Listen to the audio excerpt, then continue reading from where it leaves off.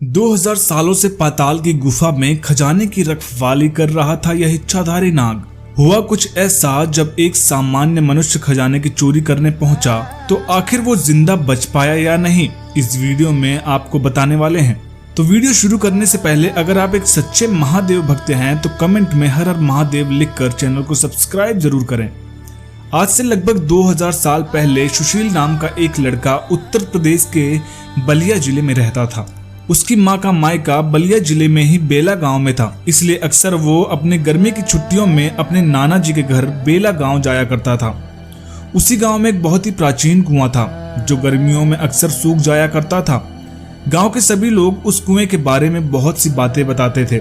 लोगों का यह मानना था कि इस कुएं के अंदर से ही पाताल लोक का रास्ता है, और सुशील के नाना जी भी उस कुएं से संबंधित कई प्रचलित कहानियां उसे बचपन से सुनाया करते थे। वो कहते थे कि इस कुएं के अंदर के भाग में एक बहुत बड़ा सा पत्थर रखा हुआ है जिसे हटाने पर पाताल का रास्ता निकलता है। उसी कुएं के अंदर एक गुफा भी है जिसके अंदर बेशकीमती खजाना है, लेकिन उस गुफा के अंदर कोई साधारण मनुष्य नहीं जा सकता क्योंकि उसकी रक्षा स्वयं महादेव के दूत नागराज जी कर रहे हैं।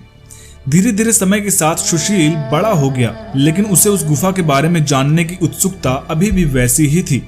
वो उसके अंदर जाकर उस गुफा को देखना चाहता था।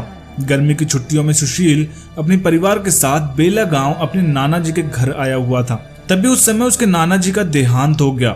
एक दिन सुरेश उसी प्राचीन कुएं के पास गेंद खेल रहा था। तभी उसकी गेंद अचानक उस कुएं के अंदर गिर गई। उस कुएं के अंदर जाने के लिए सीढ़ियां लगी हुई थी। अपनी गेंद को निकालने के लिए सुशील सीढ़ियों के सहारे उस कुएं में जाने लगा।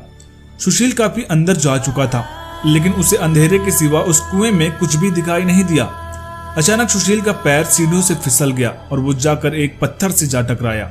वो पत्थर देखने के बाद सुशील को अपने नाना की कही हुई बात याद आ रही थी। सुशील ने उस पत्थर को देखा तो उसके खुशी का कोई ठिकाना ही नहीं रहा। उस खजाने को प्राप्त करने का उसका लालच और भी ज्यादा बढ़ गया था। उसने बहुत परिश्रम करके आखिरकार उस पत्थर को हटा ही दिया। उसके अंदर एक बहुत लंबी सुरंग जा रही थी। उसने वहीं पर एक लकड़ी का इस्तेमाल करके मसाल बनाई, जिसे जलाकर वो सुरंग के अंदर चला गया। वो धीरे धीरे अंदर गहराई में जाता जा रहा था और अंत में वो उस गुफा के नजदीक पहुंच गया जिसकी कहानी वो बचपन में सुनता आ रहा था। उस गुफे का भयंकर स्वरूप देखकर सुरेश के पसीने छूट गए और वहां से भाग खड़ा हुआ। उसने पुनः वो पत्थर गुफा के द्वार पर लगा दिया, लेकिन उसने इस बात का जिक्र किसी से नहीं किया। सुशील के काफी रिसर्च करने के बाद उसे एक पेड़ के बारे में पता चला। अगर वो पेड़ किसी के पास हो तो नाग उसके आसपास भी नहीं भटकते। वो उसके पौधे को लेकर उस गुफा के अंदर आ गया। जैसे जैसे कोई नाग उसके पास आने की कोशिश करते वो उसके सामने रख देता। वो गुफा इतनी भयानक थी कि सुशील वहां ज्यादा देर तक रुक नहीं पाया और जो उसके हाथ लगा उसे लेकर वो वहां से भाग निकला। परंतु उसे इस बात का अंदाजा नहीं था कि उसकी इस गलती की कीमत सभी गांव वालों को चुकानी पड़ेगी। जैसे उस प्राचीन कुएं में से खजाने की चोरी हुई, अगले दिन से पूरे गांव पर मुसीबतों का पहाड़ टूट गया। बहुत अधिक वर्षा होने के कारण सभी गांव वालों की फसल खराब हो गई। सभी के बच्चे धीरे धीरे बीमार पड़ने लगे। गांव में पड़े अकाल को देखकर गांव के मुखिया ने पूरे गांव की एक मीटिंग बुलाई, जिसने सबने यही प्रश्न रखा कि हमारे गांव पर जरूर किसी की नजर लग गई है। जिसके बाद गांव की इतनी खराब हालत देखकर सुरेश समझ चुका था ये सब उसके उस खजाने की चोरी कर लेने के कारण हुआ था, और अपने उस हरकत पर उसे भी बहुत शर्मिंदगी हुई।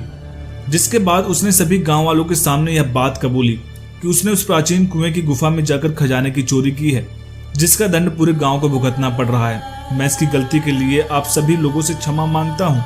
जिसके बाद गांव के मुखिया ने सुशील को दंड दिया और उस खजाने को पुनः अपने स्थान पर पहुंचाने की व्यवस्था करवाई।